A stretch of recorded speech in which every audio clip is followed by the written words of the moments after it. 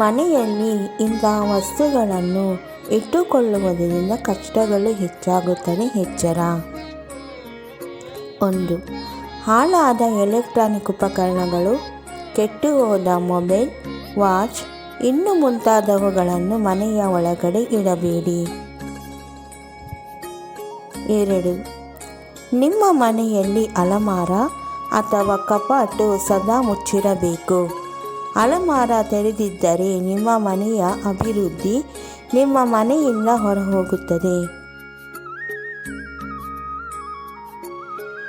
ಕೆಲವರು ಹರಿದ ಬಟ್ಟೆಗಳು ಹಾಗೂ ಬಳಸದ ಬಟ್ಟೆಗಳನ್ನು ಮೂಟೆ ಕಟ್ಟಿ ಮನೆಯ ಮೂಲೆಯಲ್ಲಿ ಇಟ್ಟುಕೊಳ್ಳುತ್ತಾರೆ.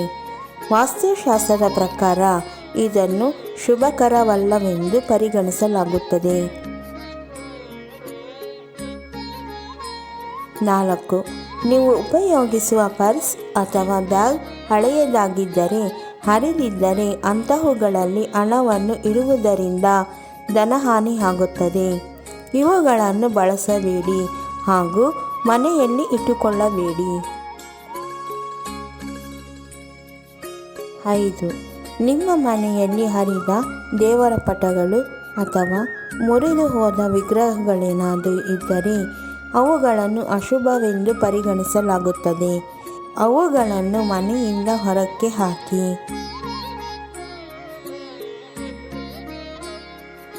ನಿಮ್ಮ ಮನೆಯ ಚಾವಣಿ ಅಥವಾ ಟೆರೆಸ್ ಅನ್ನು ಸ್ವಚ್ಛವಾಗಿರಿಸಿಕೊಳ್ಳಿ. ನಿಮಗೆ ಬೇಡವಾದ ವಸ್ತುಗಳನ್ನು ಅಲ್ಲಲ್ಲಿ ಇಡುವುದು ಅಥವಾ ಮನೆಯ ಯಾವುದೇ ಮೂಲೆಯಲ್ಲಿ ಇಡುವುದು ರೂಢಿಸಿಕೊಳ್ಳಬೇಡಿ.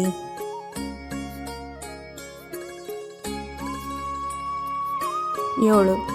ಮುರಿದ ಕುರ್ಚಿ, ಮುರಿದ ಟೇಬಲ್, ಕಬೋರ್ಡ್, ಬೆಡ್ ಇವುಗಳೇನಾದರೂ ಮನೆಯಲ್ಲಿ ಇದ್ದರೆ ಅವುಗಳನ್ನು ಮೊದಲು ಮನೆಯಿಂದ ಹೊರಹಾಕಿ.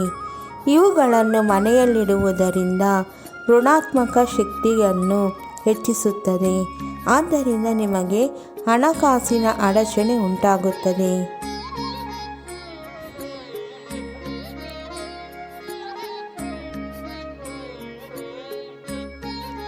8. ಸಾಮಾನ್ಯವಾಗಿ ಮನೆಯಲ್ಲಿ ಜೇಡರ ಬಲೆ ಕಟ್ಟುತ್ತದೆ. ಇದು ನಿಮ್ಮ ಏಳಿಗೆಯನ್ನು ಹತೋಟಿಯಲ್ಲಿಡುತ್ತದೆ.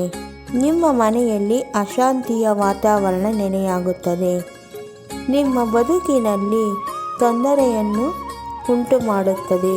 ಇದನ್ನು ನಿವಾರಿಸಲು ಆಗಾಗ ಜೇಡರ ಬಲೆಯನ್ನು ತೆಗೆದು ಮನೆಯನ್ನು ಶುಚಿಯಾಗಿರಿಸಬೇಕು.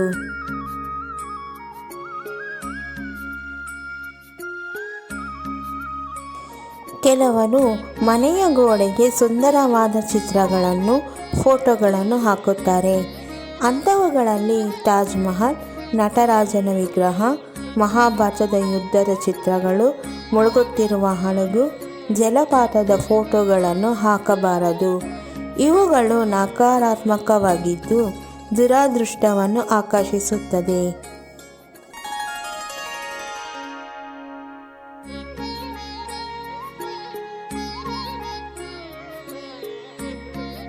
ನಮ್ಮ ವಿಡಿಯೋ ನೋಡಿದ್ದಕ್ಕಾಗಿ ತುಂಬ ಧನ್ಯವಾದಗಳು ಸ್ನೇಹಿತರೆ.